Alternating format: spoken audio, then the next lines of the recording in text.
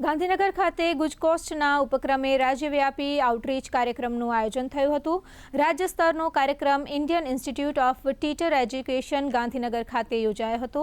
વૈજ્ઞાનિકોને સર્વોચ્ચ સન્માન પ્રદર્શિત કરવા માટેના આઉટરીચ પ્રોગ્રામનું આયોજન વિદ્યાર્થીઓ, શિક્ષકો અને સામાન્ય લોકો માટે વિજ્ઞાનને વધુ રોમાંચક અને સુલભ બનાવવા માટે કરાયો હતો। કાર્યક્રમમાં આઈઆઈટીઈ કોલેજના વિદ્યાર્થીઓ અને ફેકલ્ટી સભ્યોએ ગાંધીનગર ખાતે કાર્યક્રમમાં ભાગ લીધો હતો, જ્યારે સેંકડો વધુ વિદ્યાર્થીઓ લોક વિજ્ઞાન કેન્દ્રોમાં લાઈવ નોબેલ પુરસ્કાર સમારોહમાં ભાગ લીધો હતો। डेथ एनिवर्सरी है अल्फ्रेड नोबेल, जिसके नाम के हिसाब से ये फाउंडेशन बना गया है। तो आज में ये लोगों को होता है, तो नोबेल प्राइज जो होता है ये हमारा मानव कल्याण के लिए एक बहुत बड़ा गेम चेंजर होता है।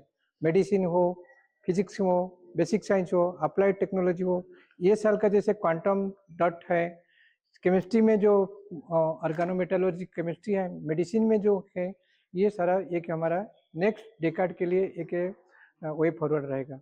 आज से 125 साल पहले एग्जैक्ट इसी डेट को 10 दिसंबर को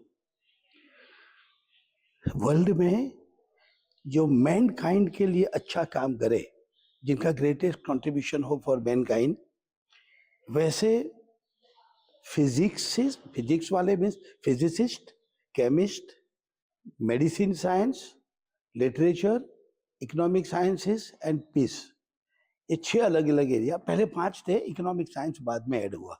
तो ये 6 अलग अलग एरिया में जो बहुत जिनका सिग्निफिकेंट काम रहा है, से लोगों को आइडेंटिफाई करके इनको नोबेल प्राइज दिया जाता है। ये प्राइज 1901 से लेकर आज तक बहुत प्रेस्टिजियस रहा है।